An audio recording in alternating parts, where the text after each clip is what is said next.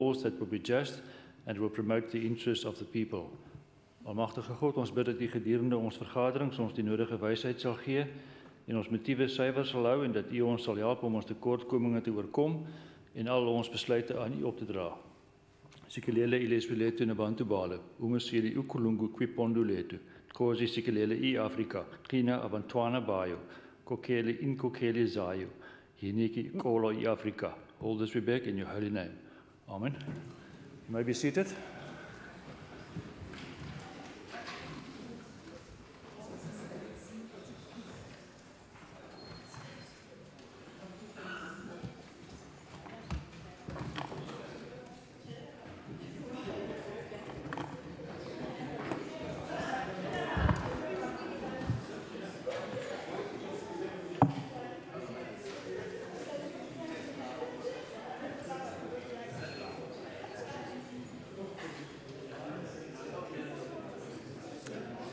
Order.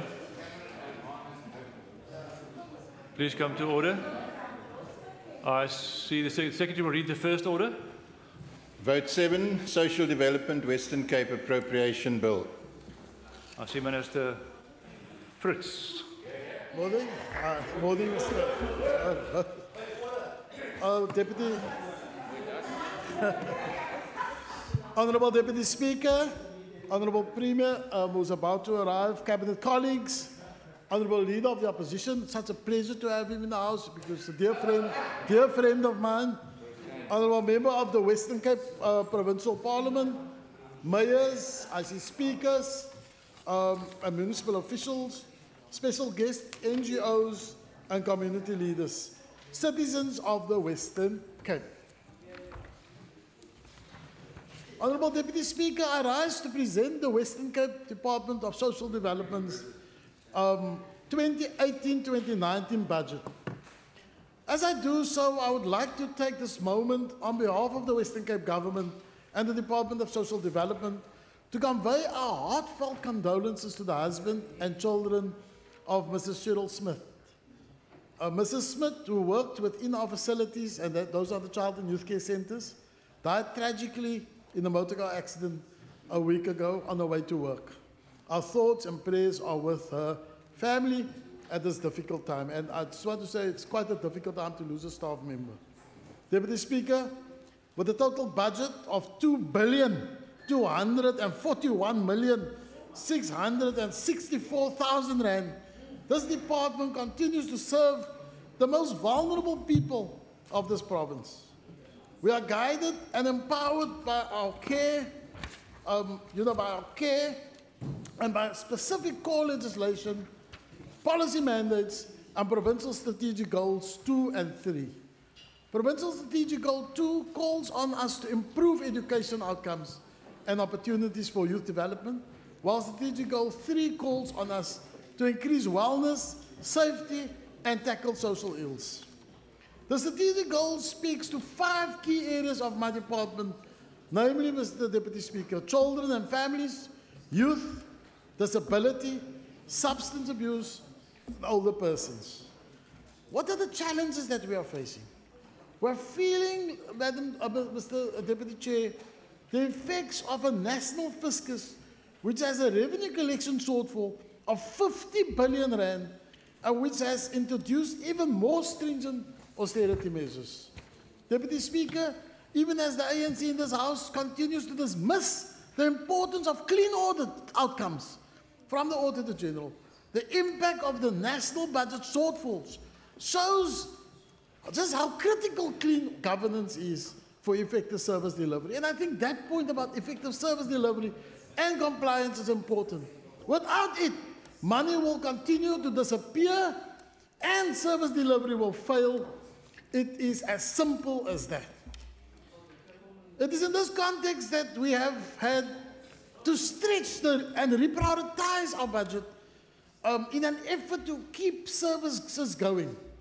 I applaud my management team, led by the HOD Dr. Robert MacDonald and his whole team, for staving off the worst effects of the cuts in some budget areas and the other challenges we face. But we cannot pretend that service delivery is not suffering in this time of financial crisis. Deputy Speaker, the department's budget has effectively only grown by 5%. And when you include conditional grants, the growth amounts to a mere 6%.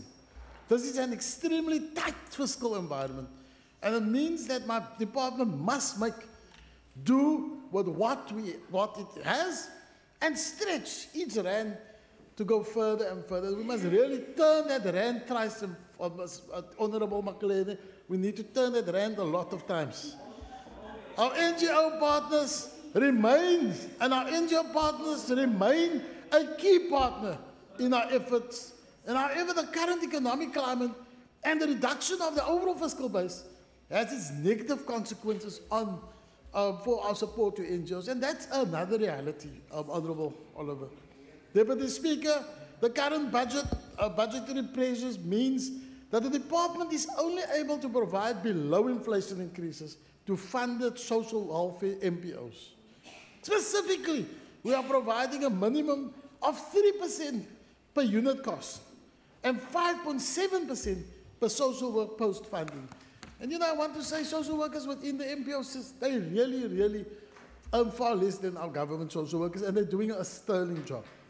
This comes at a difficult time for some NGOs, which are already struggling financially, and some which have already had to close, Honourable Deputy Speaker.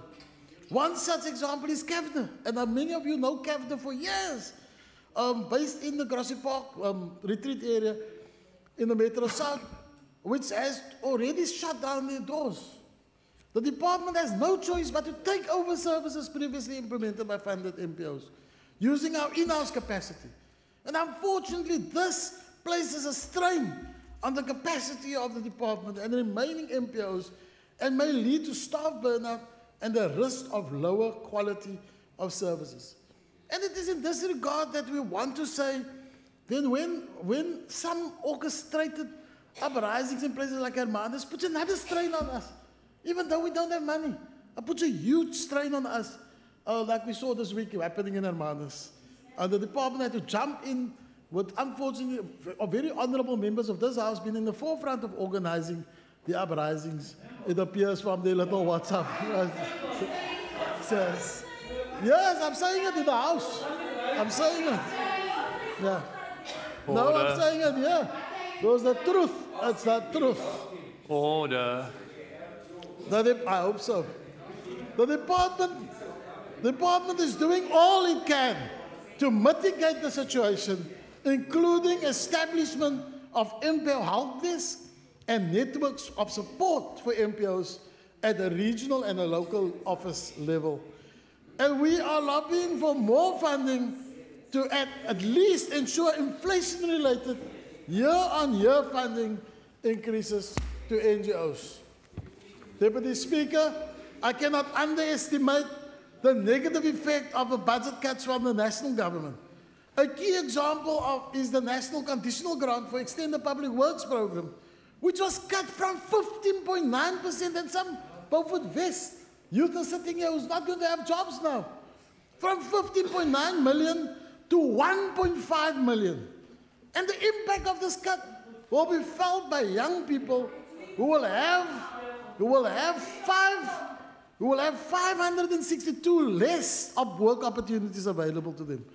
502 less. And don't get me wrong, I'm not pointing fingers, I'm just putting the realities here. I'm not saying it's right, you can decide whether it's right or wrong. And the voters out there must decide. Deputy Speaker, this is indeed scandalous. And it's a scandalous move by the national government. And it is one which necessitates my department to step in to mitigate the effects thereof. And I said there's some Beaufort West youth that we know exactly what we're talking about. We will use our expanding network of youth cafes and existing youth development programs to try and make up for these lost opportunities. But it will not be possible to fully plug the hole left by this funding cuts. Let me speak about the drought. The drought has placed a massive strain on the work of our NGO partners and the department. As part of our efforts to mitigate the adverse effects, the HOD and his team has driven a process of responding to the crisis by capacitating our NGOs, many of our NGOs, and remember our old age homes, our child and youth care centers, and our own services with the aim of building resilience and creating alternative water resources for residential facilities. And I'm talking here specifically, Honourable Makelele, about water resources, Honourable Deanti. The department is mindful of the impact of the drought on farming and rural communities. And in this regard, and under the Community Development and Partnership Development Chief, Mr. Zwandile Heu, we are part of the Joint Operations Center convened to drive the response to the crisis caused by anticipated farm worker job loss. And you know, when you just think of a place called Vredendal, there's already a processing company that's closed. I've seen those unemployed young people when I went there. No, I'm not blaming anyone. I'm putting the facts on the table for you. The department will closely, with the department, it's got nothing to do with witchcraft. That's just for the point. We have a far more factual approach. The department will closely, with the Department of Agriculture and the South African Social Security Agency, work together to assist wherever we can and to really work out a plan for the whole situation. Our role will be to conduct assessments of affected families so that they can be linked to social relief of distress benefits. Deputy Speaker, the challenges faced by the department, both from our fiscal circumstances and adverse environment of environmental reasons, will not deter us in our drive to maintain and improve the standards of our services. This budget has focused on ensuring that key statutory services keep pace with demands and maintaining, as far as possible, a current level of services in other areas where growth is possible. In this regard, a place like Claustrum, and I see someone from Claustrum, must be looked at from a bigger picture within this department. In this regard, let me share some of the spending areas for the 2018-19 financial year. Now, NGO funding and pro-poor spending, despite the challenges and the fiscal pressure I spoke of earlier, the Western Cape Department of Social Development has set the national benchmark for funding to NGOs. And we're very proud of that. We transfer 53% of our budget to the MPOs, which serves the poorest of the poor. Now, it's more than 50% goes to that. Yeah, no, you know it's not. You know, many of your ANC comrades get funded. Children and families. Deputy Speaker, I'd like to unequivocally welcome and support developments that have gone into the establishment of a Children's Commissioner. I applaud the hard work and the leadership shown by the Premier and the Department as we inch closer towards finalizing the necessary legislative and other processes to get that Children's Commissioner appointed. And that's done. And I just want to put our position on it. This prioritization of children is also reflected in our current budget, where service to children and families remains our largest spending and focus area under capable leadership of Dr. Leslie Corey. There is a 38 million increase in this budget to 694.2 million in this specific budget. The bulk of this increase will go towards the early childhood development, child protection, and child and youth care centers sub-programs. Now let's talk about the ECD program.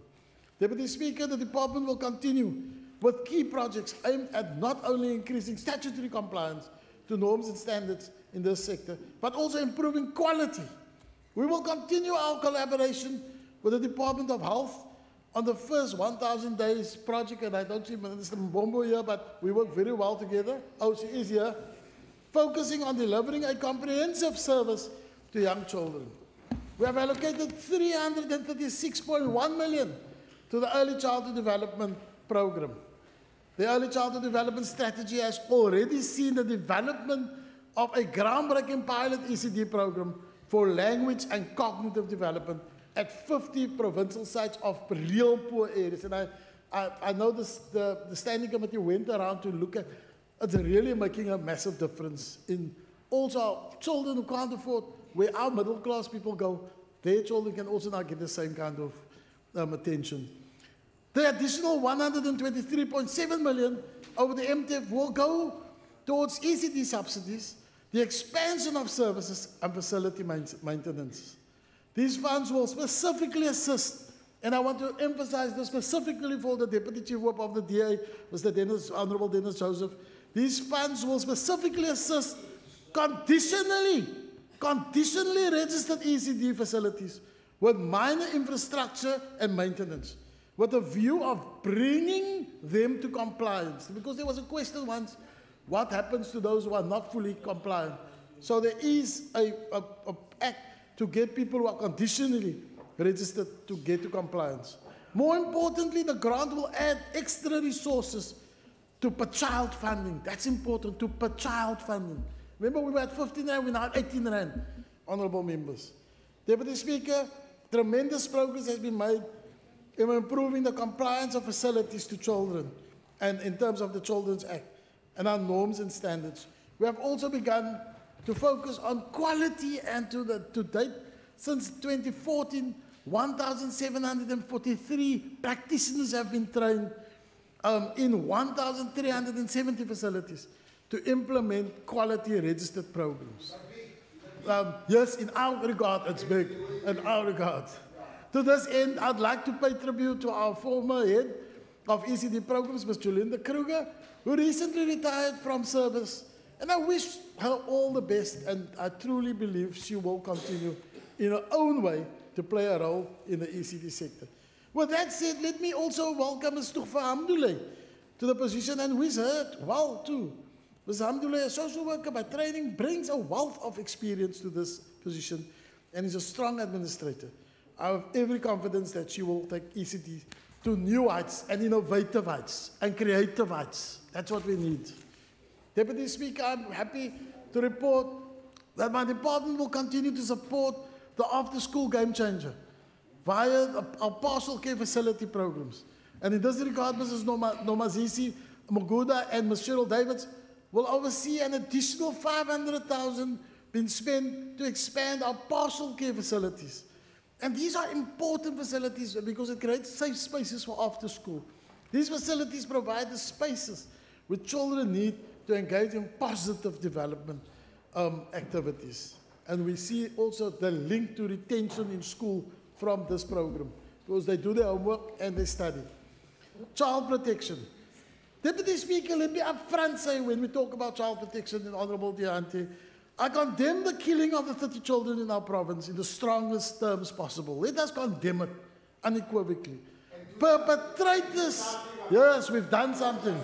Perpetrators of these killings should be given the maximum sentences possible. In this regard, we want to welcome Judge Robert Henny's heavy sentencing for one such case. He really gave, I think, 3 life sentences to a case of in this regard. And I really think we need to point, and you're also right, Honorable Speaker, Deputy Speaker, that when we see any cases of it, to act immediately. Our social workers must respond when people report it, so that we stop the killing of our children everywhere, anywhere, in this province, but also in South Africa. And you know the solution is addressing social ills. Yes, together, of course, as a whole of society. Yes, no, cool. That's what we do. 308.2 million has been allocated to child protection for this financial year. This is made up of 207 million for child protection services and 101.2 million for child and youth care centers. The department has invested heavily in ensuring it is able to respond timelessly to cases of children at risk by honing our preventative services and early intervention programs specifically. I'm proud to announce that the provincial foster care management plan has been finalized and has been implemented. And in this plan is assisting us in aligning foster care management across NGOs and government. And this is so important, honorable members, because remember benchmark facilities. And I must say up front, there's a lot of challenges. This is not Sunday school business. This is heavy, heavy work. But we must always be upfront about it. And we've allocated 101.2 million for this service to meet all requirements of the Child Justice Act of 2008. This figure excludes the 233.9 million under the Crime Prevention and Support Sub-Program, which funds our services and outsourced facilities. In total, 335.1 million is allocated to provide services to all vulnerable children in our own and within NGO facilities. Deputy Speaker, our major focus continues to be the overhaul of our secure care, child and youth care infrastructure to meet the rapidly escalating demands for space in these centres. You will not believe the demand for space from magistrates from everywhere. Because as the crime increases in our townships, the increase in demand for these centres are really rapidly increasing. And in fact, we are building, we're building one extra wing in Klein Willem. Work is already well underway to address the challenges at our child and youth care facilities related to security breaches and aging infrastructure. Gebouwen, that's collapsing. And we, unfortunately, government, we have to work and make do, and we now, with Minister Grant really coming to the party, and Minister Meyer giving extra money for the infrastructure. It's quite welcome. Key infrastructure and maintenance at CYCCs is underway, including the building improvements and refurbishing of old buildings. Along with our focus on infrastructure, we have established a task team within the Provincial Child Justice Forum. The task team tackles issues affecting the smooth implementation of the Child Justice Act of 2008 and is born out of a multi-stakeholder child probation services workshop held in September last year. And in this regard, I really want to say thank you to Ms. Ruwaida Koda, who's been fundamental and central to this.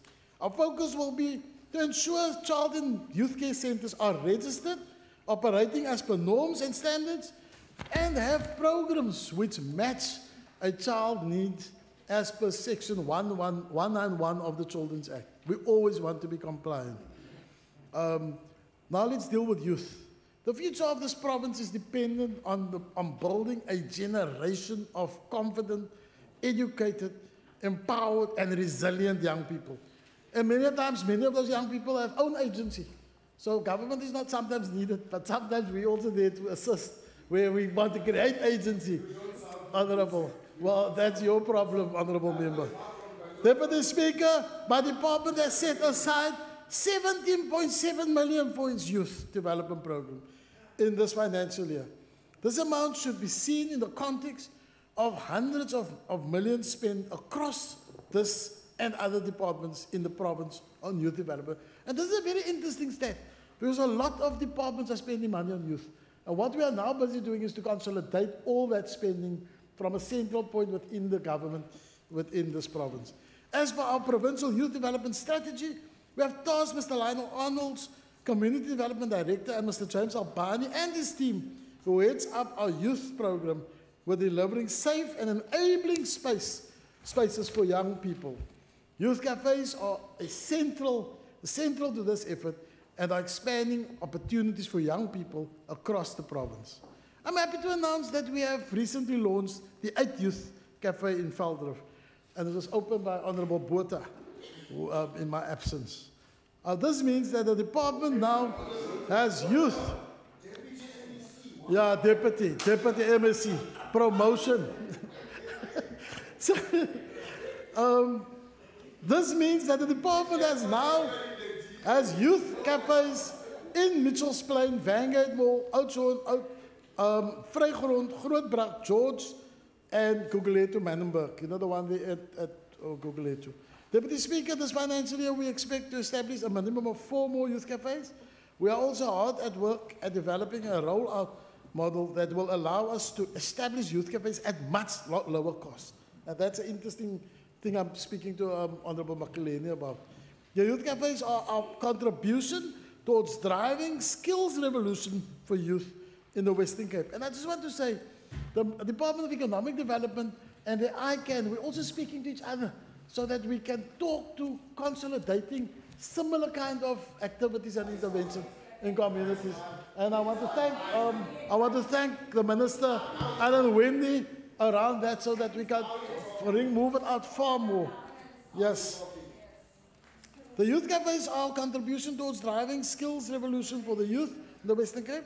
Our focus is on getting young people into work opportunities. We don't apologize for that. We want to get unemployed young people into work, and our youth programs is focusing on building partnerships with our private sector, because we can't do it alone. We need those partnerships. Honourable Speaker, allow me, Deputy Speaker, let me go to disabilities.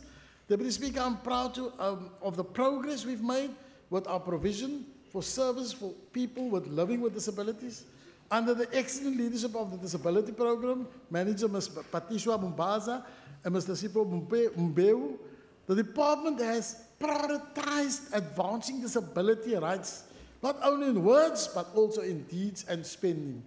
My administration has allocated 169.7 million this financial year for services to people with disabilities. This includes an additional 46.2 million, which is earmarked for this financial year for the provision of bed spaces in appropriate facilities, as well as daycare services to persons with disabilities. And allow me just to say in this regard, also thank you to Minister Mbombo again, because they deal with certain issues. The Premier also, her leadership role in the regard with the specific with disabilities, it's an important role. It shows that government is transversal. It's not just one, but all of us work so that we don't have situations what we found in Gauteng. I'm particularly excited about the additional funding earmarked for the disability program, which, as announced by Minister Ivan Meyer, the Honourable, is a total 534.8 million over the MTIF. This spending is what assists the province in leading the way in not only advocacy for people with disabilities, but also in improving access and service delivery for people living with disabilities. However, Deputy Speaker, our disability strategy isn't only about money. It's about people and our efforts to reach out to more and more. In this regard, the disability program has done a tremendous job. In 2014, 59,870 persons with disabilities accessed our developmental social welfare services. And I'm proud to announce that we have almost doubled this figure to 97,977 persons. The team working with our Provincial Disability Desk, headed by Mr. Jeremy Opperman, has begun to put in place groundbreaking and innovative projects. The desk, in collaboration with the CEI, established the Assistive Device Service Desk. This will streamline the procurement of assistive devices technology for disabled staff. Mr. Deputy Speaker, the Disability Desk is also in the process of conducting access audits on our services delivery areas with a view to rectify access challenges. So everywhere we have an Office for Social Development, they've gone out and they're doing a proper audit and making sure that everyone gets access to a place. Everyone gets access to services. Deputy Speaker, the department has continued to refine its referral pathway for children and youth with disabilities that will improve the efficiency of services to these vulnerable young people. And in this regard, I really want to say thank you to a brilliant staff member called Ms. Nina Klein. I am proud to note that a total of 1,729 children have access services in daycare centres provided by funded service providers. These facilities have staff trained in severe and profound intellectual disabilities. And some of you remember the court case around this. The department continuously seeks to improve our services. This is why we have introduced a team of therapists from the Department of Education. And I want to say thank you again to the Honourable MSc, our Minister Debbie Schaffer, in this regard. And employed a team of 20 program implementers who will ensure that the therapist's recommendations are carried out. This helps us ensure our service providers are trained on how best to care and provide education and stimulation to children with severe and profound intellectual disabilities. Let me move now to substance abuse prevention and rehabilitation. Deputy Speaker, drug and alcohol abuse continue to be a major social problem in our society. Since 2014, a total of 35,502 clients have accessed our substance abuse services. Now, I want to say here, and I want to say this now, These big figures of 35, we must guard and we must gauge the success of who relapse and the work that we do. So I'm not one of those people chasing numbers. I like to see the quality of the effects and the impact of it. Let me just say that immediately. And yes, exactly. Yeah, that's the point. Our allocation of 104 million is meant to continue our work in tackling the scourge. Of course, Deputy Speaker, this figure does not include the 101.2 million we have allocated to our own child and youth care center facilities, which also provide substance abuse treatment services. This has allowed us to expand our reach of substance abuse interventions to youth. The Matrix outpatient treatment program was implemented in child and youth care centers, and the youth inpatient treatment program has been implemented at Lindelani Youth Care Center.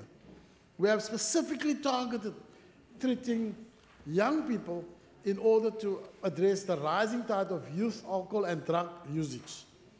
Over the last 4 years, the department has expanded the adolescent matrix program to schools in Kuils River, East River, Steenberg, Lavendale, Houtbay, and Elsies River. And I tell you, this works. This is early intervention. When you catch that boy who started smoking, grade 8, catch him quick so that you can deal with him and you don't need to go and graduate to further substance abuse. The scale of the problem is immense and almost insurmountable. However, real progress has been made under the leadership of Mr. Denzel Cowley and Ms. Fatima Isaacs. The department has also increased its substance abuse services to 36 NGO working at 51 sites across the province. However, I must say there have been a growing number of reports of illegal rehabilitation centers and facilities springing up and fooling people into using their services. Now, everywhere, you remember in Philippi, these services jumping up and charging people a lot of money? We're busy looking at that. My department will have a zero-tolerance approach to these dodgy operators. And if we find them, we will first work with them to bring them to compliance. Otherwise, I think we will have to shut them down. And it's a long process doing that. The Older Persons Program. We'll do it, by the way. Deputy Speaker, we have a set of 224, we have set aside 245 million for the Older Persons Program. Under the leadership of the Social Welfare Chief Director, Mr. Charles Jordan, and the Disability Program Head, Ms. Deborah Fortuyn, we have reprioritized the ongoing efforts to drive registration of residential care facilities, especially for frail older persons. Compliance to the norms and standards to the Older Persons Act for residential facilities, and those are what we used to call the old age homes and services centers, is a non-negotiable. I'm encouraged by the greater awareness that we have managed to raise on issues of compliance. Based on the number of queries and registration applications, the public is more aware of the mandated registration of residential facilities in terms of the Older Persons Act, number 13 of 206. There are 119 funded registered residential facilities and 72 privately owned registered facilities. If we are to end cases of abuse of the elderly, then we must continue to tackle the unregistered facilities operating in our communities. And it's similar to the drug rehabilitation programs. Everyone opens one because they take the people's pension. Deputy Speaker, a major focus area going forward is to strengthen and expand the community-based care models. We must encourage greater family and community participation in the daily lives of elderly residents, including keeping them in communities. Because we also see a tendency here of families dumping the older persons into these facilities, and they forget about them. And when something happens, they're the first to jump, but they've never ever done the visiting of that older person to make sure that people don't starve to death. And that's the issue around family. That's the issue around family issues. And that's the importance. That's the importance of it. Victim empowerment. Order. Let's move to the victim empowerment program. I'm incredibly proud of the work being done by Mr. Gaba and Mrs. Rene Botha under their leadership. The department has focused on growing and building the capacity of victim empowerment programs so that it can begin to meet the huge need for support services for victims of violence and abuse. We still have a long way to go, and let us not fool ourselves. This is government. We need a lot of, but we are beginning to see the expansion of both residential and non-residential services to many more communities in the province where the need is dire. And I know in some of our rural areas that's dire. The department recently launched the Women Empowerment Initiative, which aims to see the development of a referral pathway through the victim empowerment to channel 310 women within our 16 funded shelters for abused women and provide skills training and economic opportunities in partnership again with the Honourable Minister Windy's Department of Economic Development and Tourism. And remember, we launched the one program together. Deputy Speaker, I'd like to build on this approach, and in this regard, we have allocated an additional 13 million more than last year, bringing the VEP budget to 45 million. This will help facilitate community outreach and workshops on gender-based violence. It will also allow us to grow our service available to those affected by gender-based violence most. The recent spate of attacks and murder on women have highlighted the importance of our work as a department in partnership with our MPO and NGO partners. Our funding priorities in this regard are aimed at improving the reach, Honourable Gillian, and quality of our response to violence against women and children. So please, pay attention when we talk. Remember, you remind us. You remind us about the violence. Our network of shelters remains a key resource in this regard, and the budget increase will aid the victim empowerment to assist all our funded shelters to comply with the relevant norms and standards for shelters. And remember, those are important to adhere to. This will result in key qualitative improvements at our funded shelters, including, honourable members, increasing support to residential NGOs by 30% per beneficiary. Just listen carefully to this. Listen, Makalena, you can respond, just listen to this. Increasing support to residential NGOs by 30% per person per beneficiary. Order. Right, 30% per beneficiary. Increasing our support to house mother salaries from 2,116, which is very low, by the way, per month, to 3,500, which is still low, but it's something. Increasing funding to upgrade security at all our funded shelters. Remember the murder SARC department? Expanding funded skills development initiatives for victims at shelters at 2,500 per person, linked to our funding of bed space at shelters. So I think it's a move forward, and it's a very progressive move. This spending will enable victim-empowered shelters to attract and retain quality house mothers who play a critical psychosocial role within these facilities.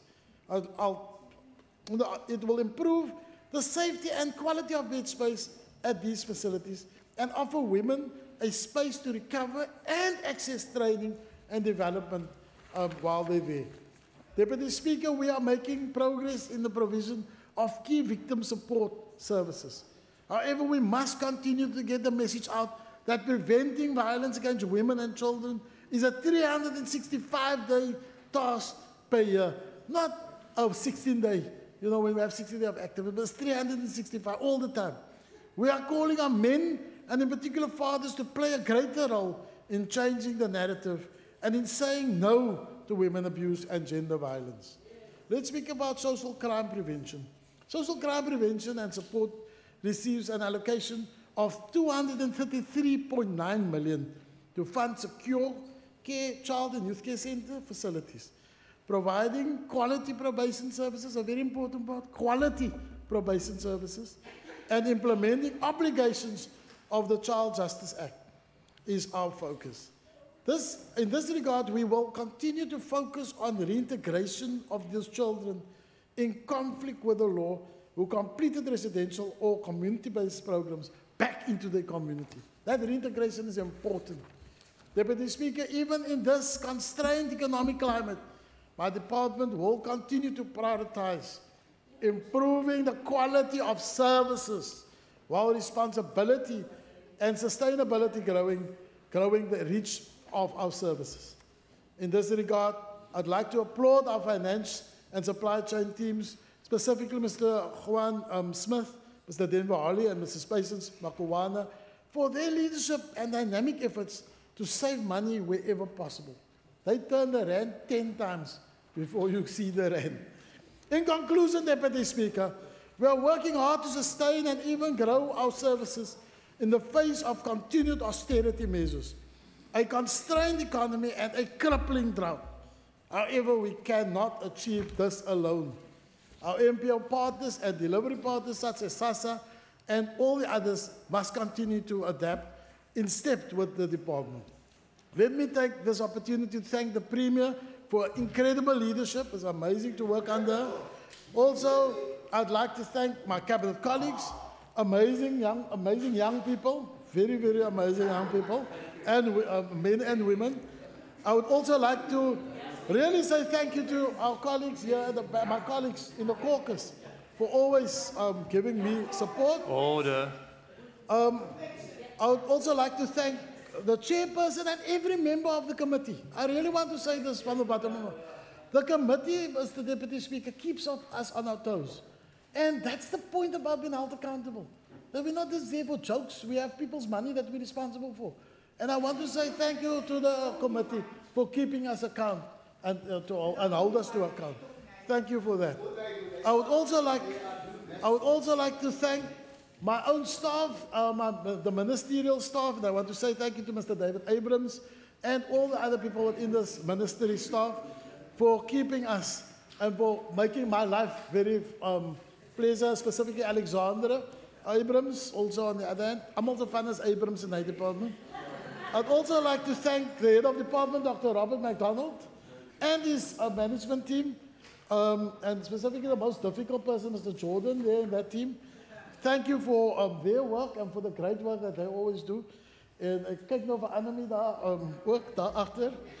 And I think most importantly, I want to say to every social worker, Mr. Deputy Speaker, every child and youth care worker, every auxiliary social worker, every person who slogs away within our regions, who's far away in Vredendal, Beaufort, West, wherever they are, I want to today from this Cape Town central point and this parliament say, thank you for the work they're doing.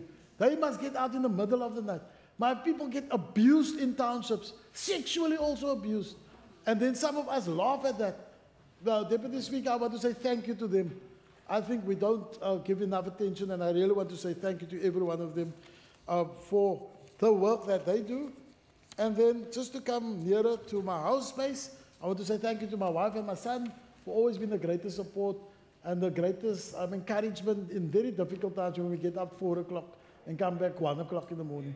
So thank you very much to this House. Deputy Speaker, it gives me pleasure to table the budget's vote 7 on social development. Thank you. Yeah. No worries.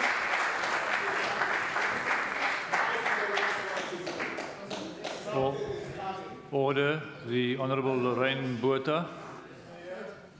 Thank you, Deputy Speaker. Honourable Janji, please contain yourself.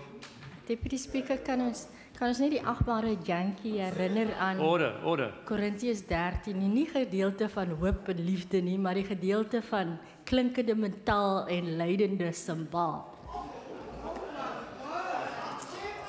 Deputy Speaker, the vision of the Western Cape Department of Social Development is a self-reliant society, or building a self-reliant society. In our context, the unfortunate reality is that we still have a long way to go to achieve this vision. I must, however, commend Minister Albert Fritz and his department as the various programs that they are implementing aims to achieve this vision. I believe that the appropriation of over 2.2 billion rand for the 2018-19 financial year will definitely help the department to support our communities so that we are closer to achieving this vision. A key aspect for this department is working with various partners, stakeholders, and civil society organizations. At the same time, it is also set on providing sustainable development programs which facilitates the empowerment of communities.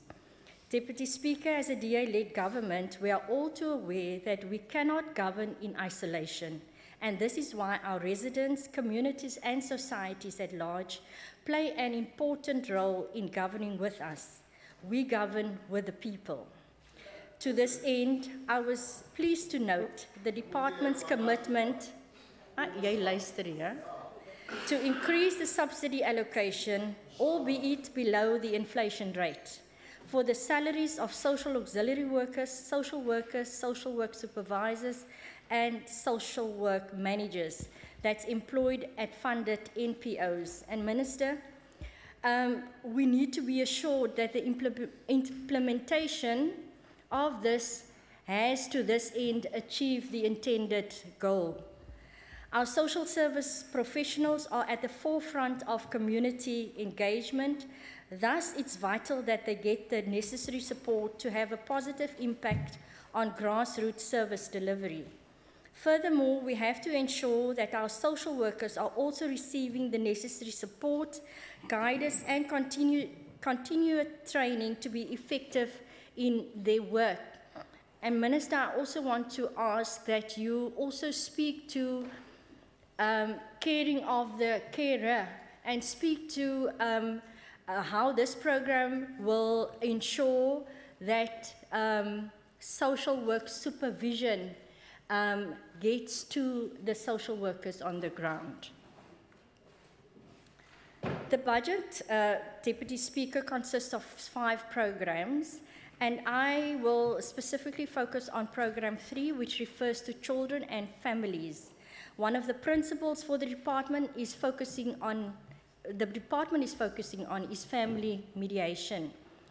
Deputy Speaker, along with all the other initiatives in this program, such as childcare and protection, early childhood development and partial care, child and youth care centres, and community-based care services for children, the department is clearly demonstrating that it's working towards achieving its vision of a self-reliant society.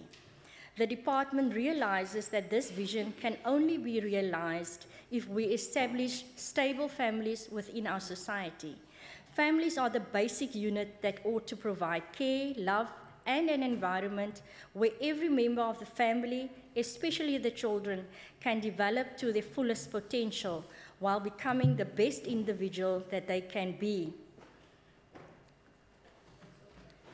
But also, on the other hand, Deputy Speaker, and I want to say to the Minister that programs on the responsibilities of parents must also be strengthened, because parents can surely not entirely believe that government must take the responsibility of parents. I'm of the view that the allocation of more than 694 million rand for the 2018-19 financial year will assist the department to fulfill this program's purpose, which is to provide comprehensive child and family care and supporting services to communities in partnership with stakeholders and civil society organizations. Something that is evident throughout this department is that it doesn't work in isolation. When one refers to developing a society, it should be understood that you cannot do it without the input of that society. Every resident, the NPO sector, all stakeholders, and other government departments have a vital role to play to improve our communities. Deputy Speaker, we are all fully aware of the current water crisis that we have in the province and more specifically in Cape Town. I'd therefore like to commend the department for the undertaking to provide funds to 100 of its funded residential facilities within the city of Cape Town in order to enable the installation of drought mitigation measures such as boreholes or water tanks. I'm also pleased to note that the youth cafes across the province are currently implementing various water-saving initiatives, such as using waterless hand sanitizers, automatic stoppers on taps in bathrooms, the use of grey water, and the well point at the Vrygrond Youth Cafe. Minister, in the face of our current water crisis, the question, however, is how is the department supporting our ECDs, the elderly, and the vulnerable in our society.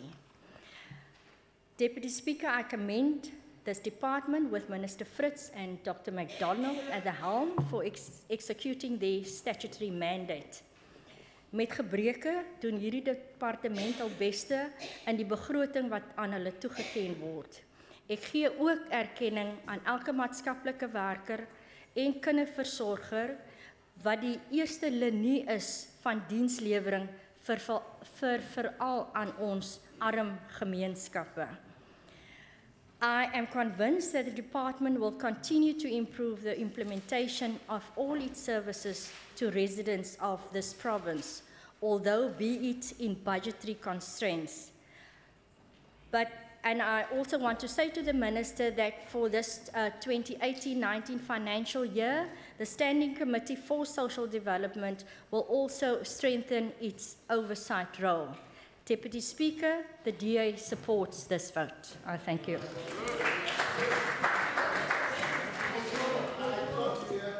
Order, Honourable Makaleni.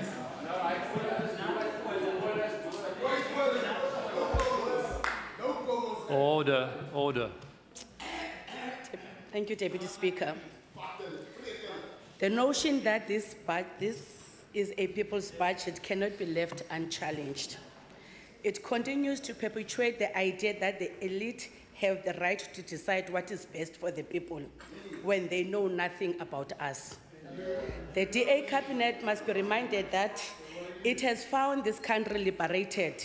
DA was never there when we fought for the liberation, when people fought and liberated themselves.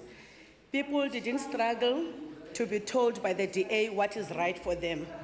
We must remind this journey came late, that people includes all of us, not just the DA caucus and voters.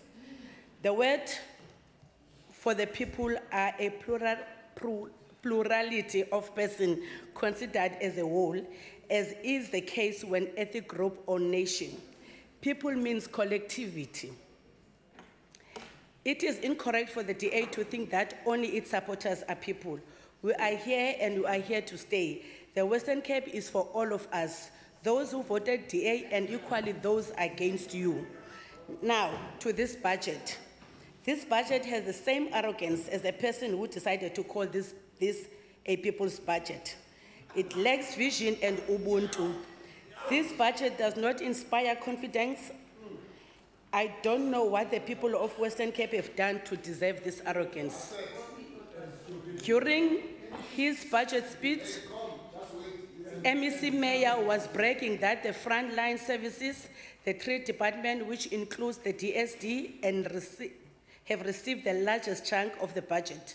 I'm not sure if he thinks a mere increase of 131 million will make a difference in the challenges of the social ills facing this department. Maybe we must update him about the recent news headlines in the province. Yesterday, the Daily Voice on page 5 reported that 6 people have been wounded over the past 2 days in random Elsa's River gang shooting. A girl 15 years old was hit by a stray of bullet in the buttocks while brushing her teeth before school. Also yesterday, the Sun, also on page 5, reported that Kleinvlei gang shooting left 4 dead and 2 wounded since Thursday in a war between the mongrels and the FEM members. The same newspaper reported on page 1 and 2 that a Robertson Primary School girl aged 12 is pregnant after the foster father raped her. On November the 1st last year, News 24 quoted Hope House Counseling Center saying, with 66 children murders already recorded in the Western Cape this year, there was a need for more qualified child counselors to address issues of child trauma and abuse. In the same article, the NPO revealed that there was a 6-month delay in child abuse intervention in the province. There was also a huge backlog in case of children who were in need of professional help from their 3 centers in the province. In the South African Journal of Education, volume 36, number 2 of May 2016, a group of scholars concluded that schools in the province are rapidly and increasingly becoming arena for violence, not between learners, but also between educators and learners, through inter-school rivalries and gang. This conclusion is in line with what Minister Fritz was quoted to have said in the media on the 27th of September last year. He said, crimes committed by minors at secure care centers were increasingly becoming more serious and violent. The most common offenses committed by children within these facilities are murders, common assault, housebreaking and theft, attempted murder and rape. Speaker, allow me to speak briefly about the CYCCs and how this budget is failing young people in the province. First, the young people in the province who have been failed by this government and ended up being recruited into gangs. They are sent to this CYCC to rehabilitate and be trained on skills to sustain themselves when they go back to their communities. We note that the Western Cape has the highest number of registered CYCC. However, it is highly disappointing that the budget for this program increased by a mere 3.3%. There are a lot of challenges in these centers. This budget is not sufficient. A 1.1 million is all that could be spared for this program, yet every time we go for an oversight to these centers, we always pick up serious challenges like shortage of equipment, which negatively impact on the rehabilitation and training of these children. Speaker, there was a report last year in Bonitown, CYCC, that HIV/AIDS infection in these centers are increasing. It means that what the MEC was quoted to have said last year is really true. Our CYCC have become breeding grounds for developing the next gang hitmen for the Cape Flats gang, and they are failed by this budget.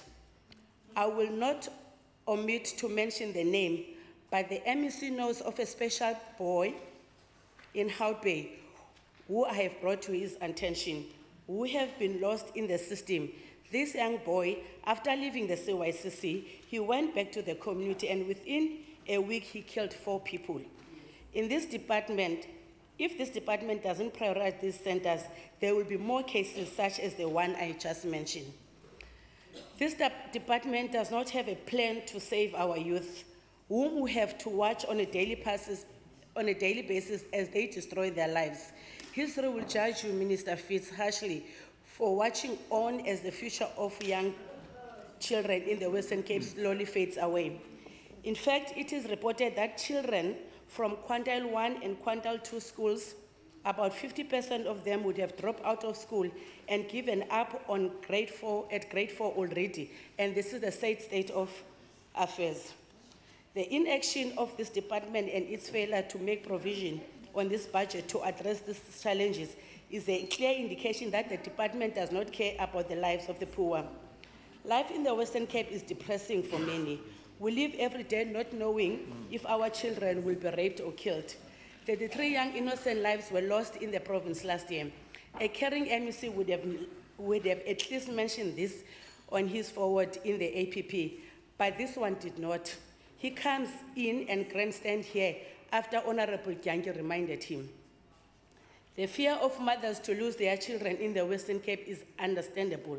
This is the fear of many mothers like Uma Maches, who on daily basis leaves her children to home to go look for a job in the leafy suburbs of Pinelands. Every time her phone rings, she has to pray that her child have not been harmed. Speaker, a lot of issues raised about could be minimized, if not totally solved, if this DA-led administration could learn to respect and uphold Constitution. They have failed to appoint a children's commissioner to date. They have also failed to fully implement recommendation of Kailicha Commission, particularly recommendations 12 to establish a multi-sectoral task team on youth gangs. The task team would be led by docs and include representatives from the Provincial Departments of Education, Health, Social Development. This task team was responsible for ensuring school safety and provision of after-school care and extramural activities among us. It clearly shows that we are dealing with constitutional delinquents. Even with this glaring picture, the forward of the MEC in APP was full of praises of how this department was performing. Perhaps he was proud because the picture painted above is what the the apartheid government believed to be a self-reliant society in true sense of word. Speaker, this department is heavily relying on the NPOs and NGOs in order to do its job. It is a serious cause of concern that the monitoring system to ensure that money is utilized for what it is intended for are very weak. A lot of these NGOs need training and skills development. This budget does not prioritize that. My fear is that with this kind of relationship between the department and its partners in the private sector, we may continue to be throwing money in a bottomless pit without achieving the desired outcome. A case in point is the youth cafes. What is more concerning is that as the committee, we don't have oversight over these NPOs and we don't get to see their reports. This is something that needed to be looked at as we move forward. This budget will not change the conditions of the people in the province. It will not better the big picture. This is not a budget of the people. It is a budget done by the elitists who only tick boxes instead of bringing service delivery to the people. Let me hasten to say that ANC welcomes the increase in equitable shares and conditional grants, especially ECDs and social worker employment. The decrease in the social sector EPWP grant will have an impact on the performance of the department, but is not entirely to blame as the total department's receipts decreased by more than 50%. Such failure, Deputy Speaker, led to the department to admit that it is unable to maintain current ECD baseline. Re-registration of previous lapse ECD registration, which means it is unable to fund re-registered ECDs and re-register ECDs. The department is also unable to expand a special ECD project aimed to improve English language and cognitive development in the poor communities and areas where phase is a problem and has been piloted to 10 ECDs and roll out to further 50 sites. This year it was meant to go up to 100, but because of the department's failure to plan, this cannot be done. Note this recommendation, this is the recommendation of the therapists that could not be carried out, Minister. These are not the only failures. In our oversight to the ECD in the Westlake area, we found the following state of ECDs. Learning and teachers' material is inadequate.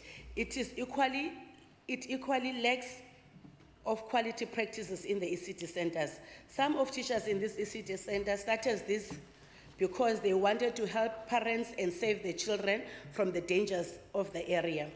They are passionate, but when they want to register the ECD centers, they are met with tedious processes of registration that leaves many to run unregistered ECDs, which do not conform to norms and standards. The department is not moving fast enough as there are hundreds of these in the province. In fact, the department is fine with this as they do not have to fund or monitor them. In the budget, we only see an increase of only 18 million for the ECDs. Speaker, I am also worried that the budget for Program 2 will not be sufficient to meet the demands. This program deals with social welfare services, which include, among others, the services to persons with disability. The budget for this is 169 million, of which 46 million is coming from national government. This increase represents a mere 4.76%. There are a lot of challenges in this program. Such a small increase will worsen these challenges. The program also includes services of older persons with a budget increase of only 3.5%. There are many challenges like long waiting lists in the old age homes. This small budget increase will not assist, but it is understandable why this program was not prioritized. It is not the DA voters who are the most vulnerable people, who mostly need services but cannot afford to pay for them. Once again, I want to stress that this shows a budget that does not care about those who are at the most vulnerable. A lot of the issues reported in news headlines, and we have found in our oversight work, more budgeting on Program 3 to address them. Program 3 aims to provide comprehensive child and family care support services to communities. The effects of drug and gang families across the province leave them broken down. The family is the basic unit of care that should provide a suitable environment for physical, emotional, and social development of all its members and children. Throughout this budget, the department is failing mothers like Hannah Abrams from Manenberg. She was abused by her 18-year-old son who was using TIC. She said because we were poor, we could not get help for her son. Life had become so difficult for her as her son used to beat her and psychologically and emotionally abuse him. She was a shadow of herself. She couldn't eat properly, couldn't go to shop, and couldn't walk. She received help at the Sarah Batman Center. This is one of the few women center we have in the province. Many helpful NGOs, because of the lack of funding from the department, ended up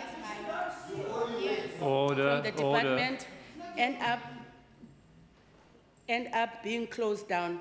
The budget from Program 3 is not enough to meet the service delivery. The 8.2 million budget for violence against women is a slap on the face as we continue to see more women suffer and die without help. Speaker, with the crisis the province battled with the last year of more than 33 children who were murdered by people known to them and or their families. Yeah. We're talking about the one that were murdered by people known to them here and their families. This department doesn't have a direct program to address these challenges. If you look at the budget as well as strategic objective and performance indicators in the APP, you clearly see that there are no measures in place to prevent these killings from continuing this year. There are a lot of civil society structures that deals with youth development, which this department is ignoring. These are the structures that can play a meaningful role in preventing the social ills. These will be mainly youth structures to empower other youth by youth. Deputy Speaker, we thank those that are committed in making a difference to the most vulnerable members of our society. Thank you.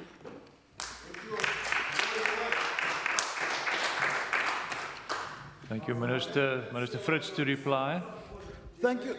Thank you, Deputy Speaker. Sometimes when I come to the House, I really wonder whether, there's an old apartheid story that I want to tell the Honourable Leader of the Opposition about a minister who went to a dam, but they had to open a school. So he had two speeches. He took one speech out at the school and he read the dam speech, the speech of opening the dam. And today, Honourable Makaleni, with absolute respect, he knows I love her. I honestly think he read the wrong speech.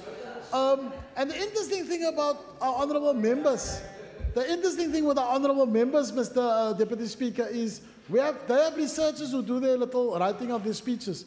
Now, after we have said everything, they still read the speech as if you have said nothing. I've said everything about ECDs. I've said about the English. I said about substance abuse. I spoke about older persons. I spoke about the ECD specifically. And then she still reads the program as if I didn't say anything. So one of the interesting abilities as a member of parliament is to be able to get up in the House, having taken note of what someone said, and not repeat the opposite of what the person just said. So I really want to say to the Honourable Makaleni, and I really love Honourable Makaleni. Seriously, she knows. Because Deputy Speaker. Order, Minister Fritz. Just 1 second. Order. Order, please come to order before the Minister can respond. No, because the Deputy Speaker, the Honourable Makaleni, is a complete different person at the committees than what is here in the House. The press is here in the House and therefore she must speak to the press gallery. But let me go on and speak about what Makaleni. Let me speak about the first point the Honourable Makaleni spoke about, the struggle. And I wonder, sometimes I think she was still a girl in a napkin. When we were in the trenches, they were still in napkins, including the Honourable Leader of the Opposition. When Order. And I think some of them must ask the Honourable Dagmo where we were when some of them were still in napkins. So they mustn't talk about the struggle. Order. I also want to speak about the important point that Honorable Makaleni said. You know, I really think you're correct, Honorable Makaleni. It's your job to have oversight over youth cafes. It's your job to have oversight over all our programs. And I genuinely welcome your point about the oversight that you are bringing back. But you must do it constructively. Stop pointing fingers at us. Say, this is how we can solve the problem. Become part of the solution to problems. Stop solving problems.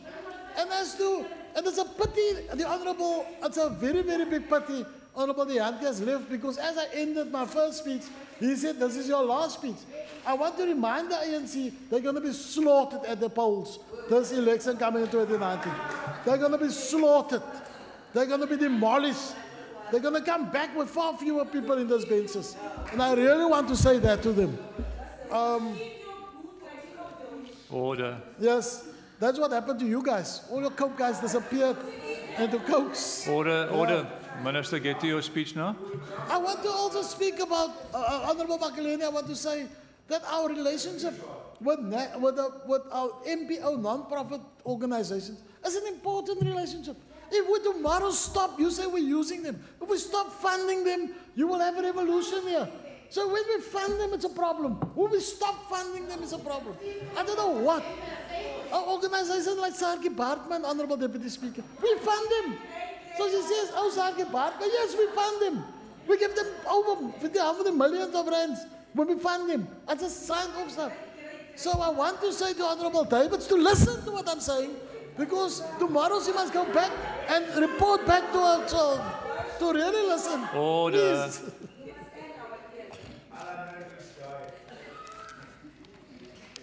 And then, of course, the point about the commission, I made upfront the point, but the speech is already written by some of the bad researchers. ANC must fire their researchers. That's the problem. And I just want to make this point. Can I talk about the family quickly? And I agree with you. You know, our values, I always remember, and I said to people the other day, the small thing, we were sitting at the table where I sat with you people, where we were having a lunch, and as I left the table, I said, excuse me from the table. That was no one, I didn't need the government to teach me that. No one came to talk, my father taught me that. You know, and I'm just carrying on. So we as parents, yes, my father and mother, but my father, the point I want to make is, we must stop wanting to also arrange people's private lives. You want me to put a policeman in every house, so that, because most of those children that were killed by family members, by the boyfriend, by the husband of the wife, by that. It's in the house. So now you want us to put policemen in every house. I don't know what to do next. We must, as a society, condemn it and act against those perpetrators. That's what we must do. So let us get it right. Order. And then, of course, you know, this thing with, we allow, it's true, under this ANC government that we allow children to have children. I'm not babies. Young babies from 15, under their government, they have babies. Now they say, we must now and go and assist those very children. I think we must get our morals and our morality right. Then I want to come to Honorable Botha, our chairperson of the committee. Honorable Botha, I want to say thank you to you for your leadership within the committee.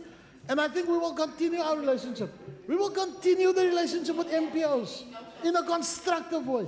Not what the ANC is trying to say. The ANC destroys everything. That's why they burned down Hermanus yesterday and this whole week. Because they destroy. Thanks for saying positively. We will continue with building relationships with MPOs and really do the work. And I also want to guarantee and say and assure you that our ICAS program, and you know, I see Mrs. Van Renen sitting here. Our ICAS programs to support the care of social workers who get traumatized. To really get that, and that system is in place. And we will always look at our social workers, not only social, all our other workers, our care workers, to give them important support. Yeah, you're all reacting because you're afraid, you know, it's the truth. I also want to support your position around strengthening our families, to continue with that. But let us always be the example, let ons voorloop in al die programme. And the last point I really want to say, it's so nice. to continue leadership with Member Makaleni and Member Gillian and Member Lekker as part of the committee to when they're very constructive. Only in this house they're destructive. There they make very good points. But when they come here, they're destructive. I thank you, Mr. Chair.